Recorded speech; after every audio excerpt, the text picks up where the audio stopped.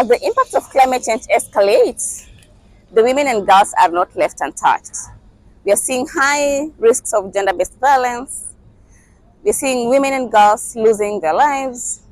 Girls are dropping out of school, and loss of livelihoods especially. And this takes the vulnerable communities back into deep poverty.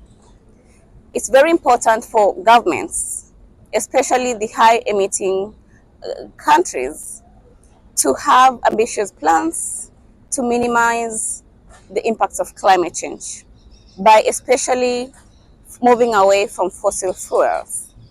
It's very important for multilateralism to strengthen, to ensure that we are all working together with the hope of helping the women and girls and children to actually build the resilience to climate change.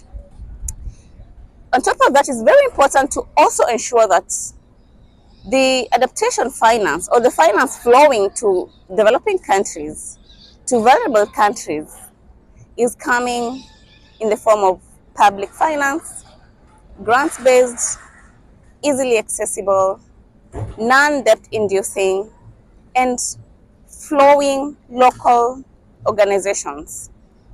The local organizations, the women rights organizations, should be able to access the resources without much challenges, and when needed, adaptation finance should be commensurate to the adaptation needs. The new adaptation gap report tells us the adaptation gap report is more than 300 billion. And currently, the gap is widening, that even the whole new collective quantified goal cannot meet the adaptation gap. So it's very important for countries to ensure that there is ambition together with quality finance flowing to developing countries, especially supporting the vulnerable groups, the women and girls, who bear most of the impacts of climate change. You know, occasions like the COP and the most recently concluded COP30 in Belém provides a very unique opportunity for countries to speak together in one room and agree to possible solutions that would help us solve the crisis of climate change.